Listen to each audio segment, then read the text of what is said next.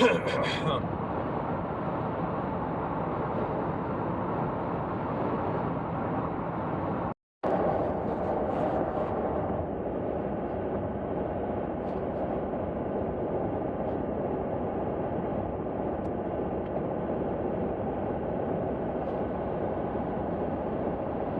still very surprised that Zane's going to middle school next year.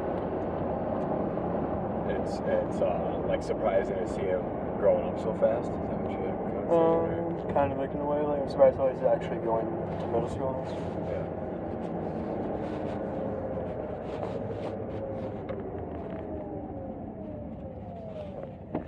Time flies, man. 1 minute you're holding your brother in your arms while I'm reading you guys a book, and he's just a baby, and the next minute, middle school.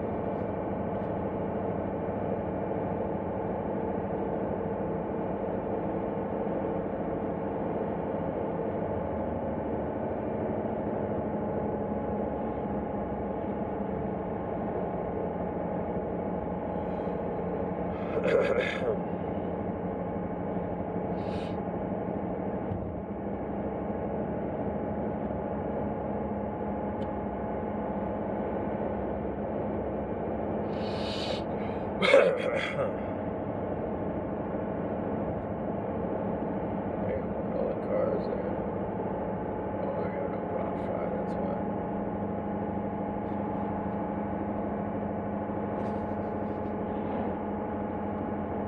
That was really sucky if the lake is full on the trail up here is not like packed. You're hoping it's pretty clear out here? Yeah. So, what trail do you want to do? Do you want to do the big loop? Do you want to park in the front lot and hike the largest loop? Or do you want to park down by the boardwalk, do the boardwalk and the other loop out there? What are you thinking?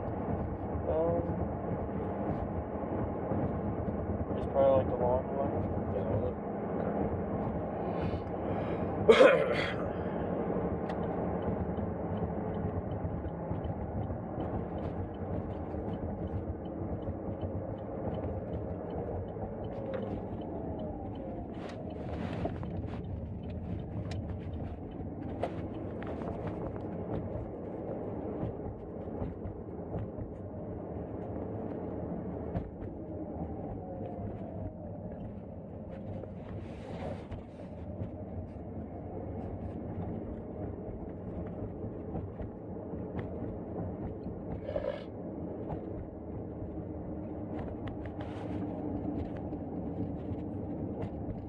There's a few cars out here. Ugh.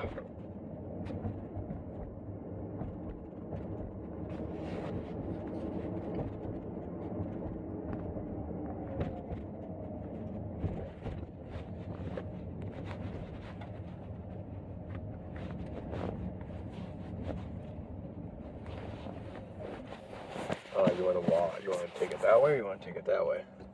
That way.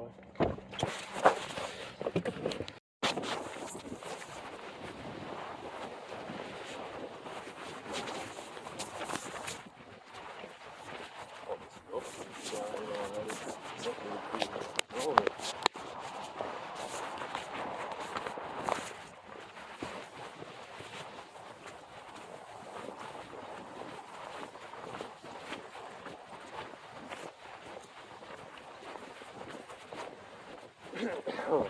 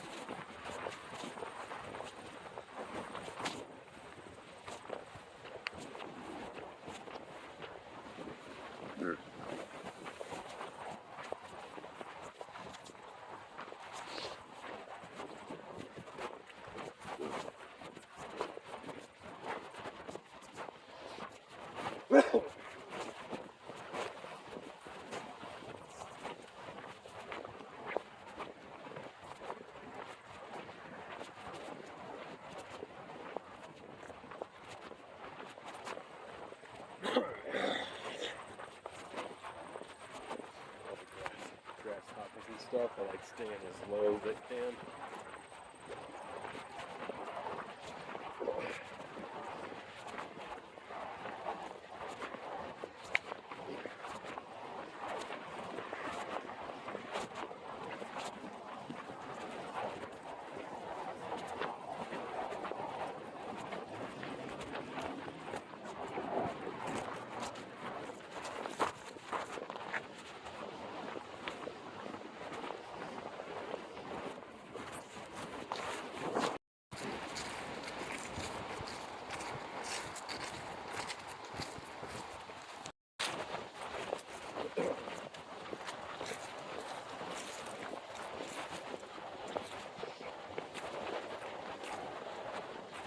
You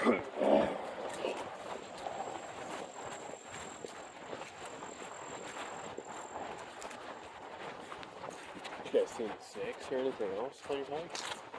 I think I saw like a few snakes, but I just couldn't really tell what they were. Mostly, Blake and like Andrea just only decided to look for like mushrooms or something. Oh yeah. And then like very like they did find like this whole tree full of like mushrooms from like halfway from the tree to down. Like, do you remember what color the mushrooms were? Like yellowish, but like it had like some white on like the top of it. It might have been pheasant black.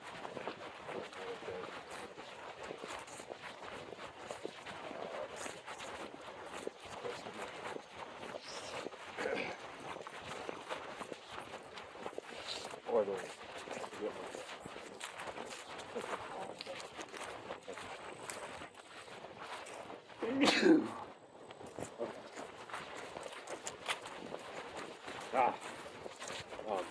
there's a type of shelf mushroom that is not edible at all.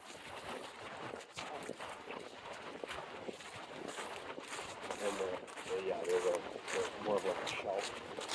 And they can get pretty fucking big, but they always grow on the shelf. They're like thick, white, and they have like a light brown kind of texture to them too. See some out there, I'll point them out to you. Those are like, those gotta be quick to work.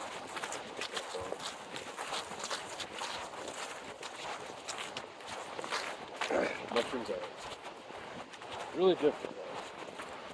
There's some mushrooms like oyster mushrooms and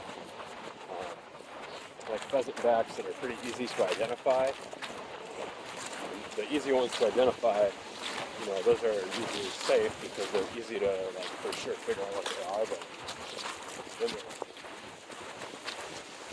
there's some mushrooms that are not easy to figure out, and those you got to be careful with. You don't end up eating the wrong thing and then put it in your constant.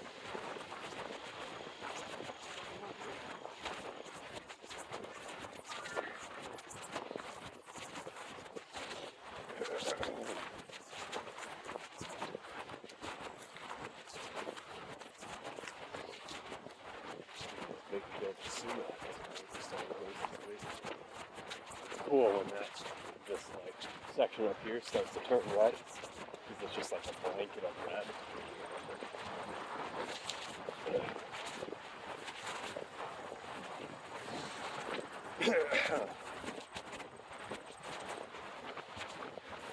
I like this yellowish color over here. The big tree? Yeah. Hot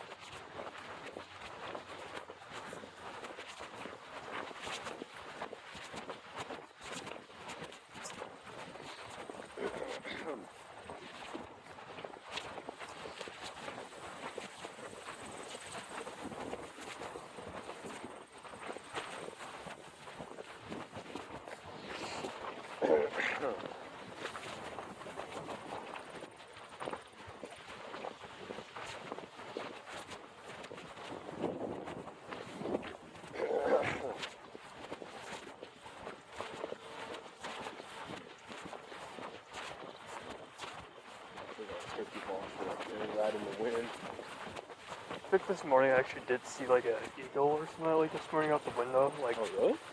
I'm pretty sure because I saw like something white on like the top of its head. So I really couldn't tell if it was an eagle or something else, but I saw something like that. I have seen some turkey vultures out kind of around the apartment area. But yeah, I mean, there's bald eagles around Beaver Dam too, so very well could be.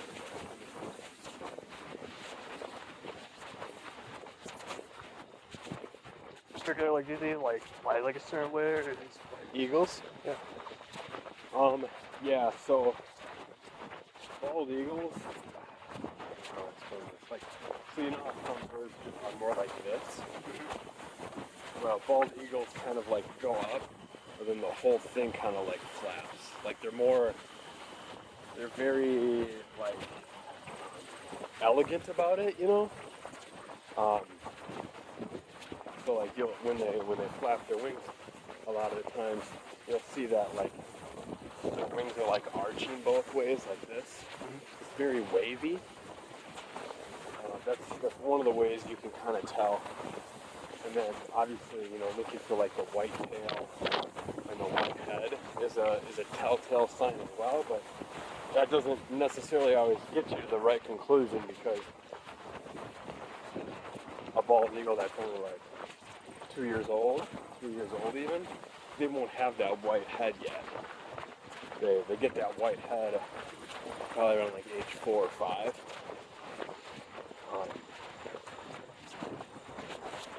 So that can make things tricky.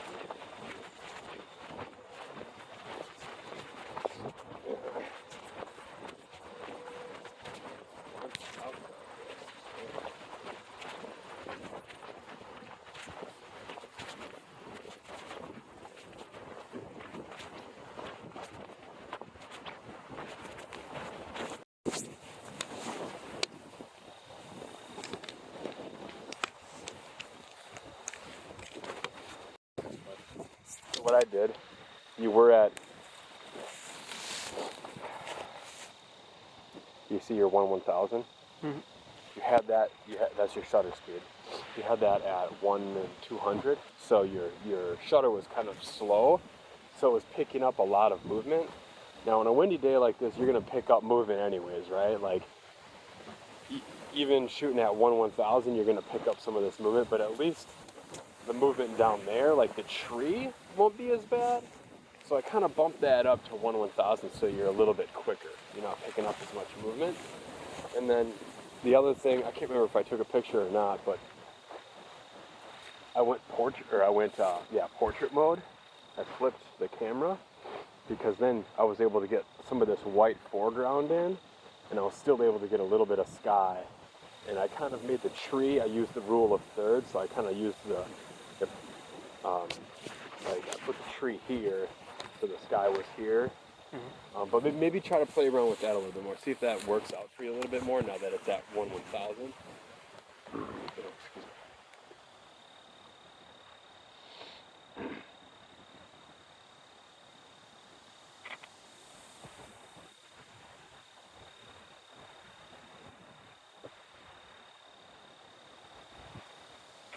Try taking a portrait shot too. See if you like having the tall area. You can get some more of this white blanket in.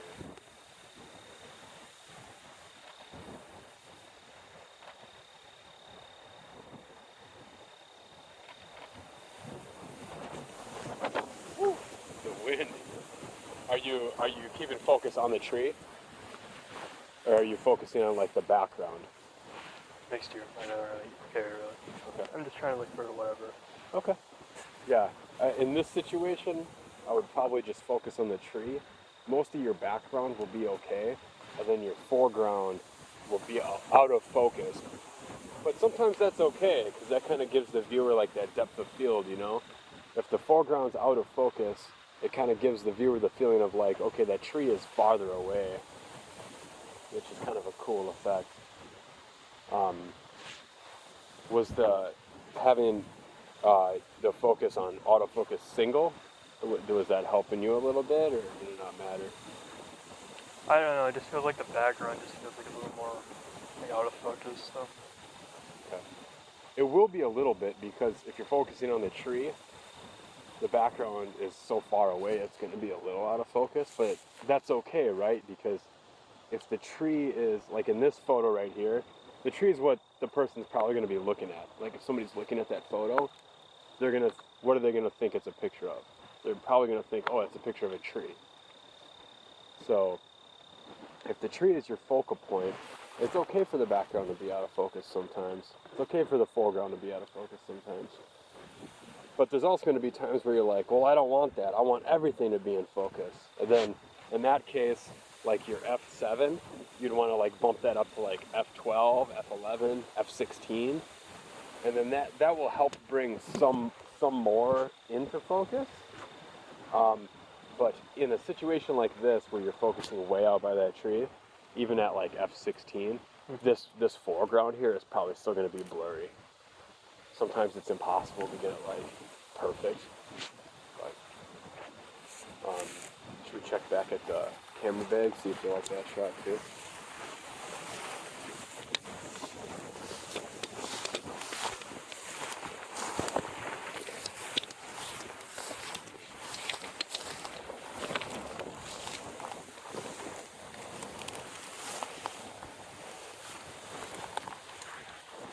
This kind of hides the bottom of that tree though, doesn't it?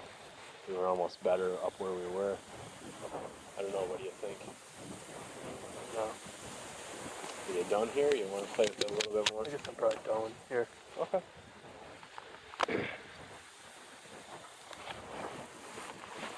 Oh, hey, while you have it out, do you got those pictures of the salamander on there?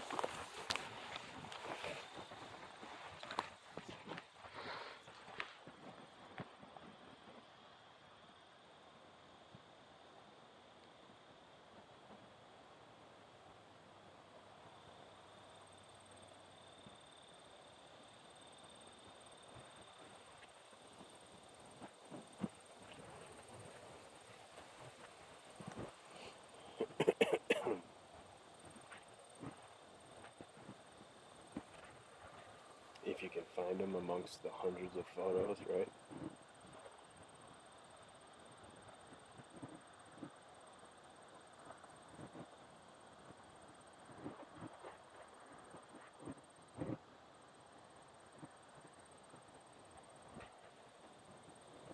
Yeah, I can't really tell.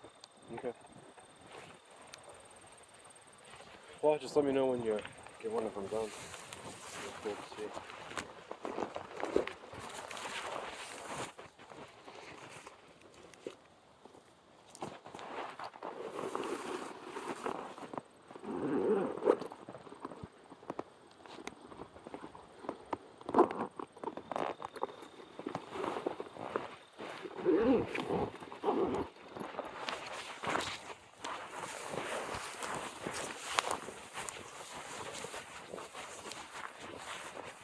When I first started shooting photography, I would get in situations like this where it's really windy, and I would almost like not take photos because I knew that wind, like the moving grass and stuff. Now the fucking wind calms down, right? But now that you have your chance.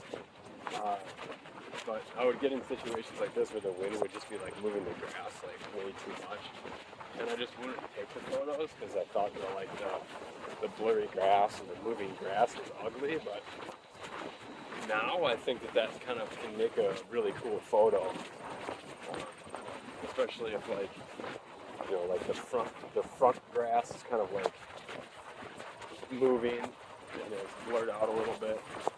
And what you're looking at in the background, like a mountain or a landscape or something, is in focus. It gives a cool effect. And that moving grass in the front, it also tells the viewer like, oh, it's windy that day. It kind of helps the viewer like place themselves like in that photo.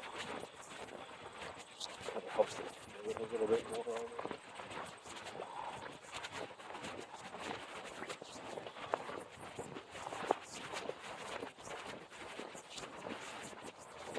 Have you transferred those salamander pictures on your laptop yet? Or?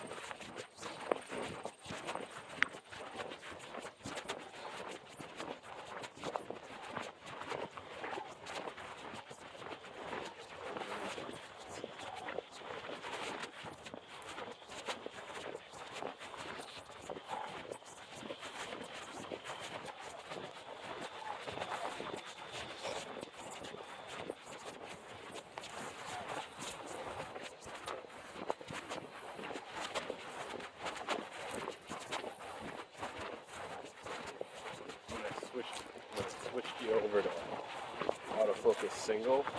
I think I accidentally might have took the grids away, so sorry that I did that. I won't really take the grids away. You still have those with finger buttons?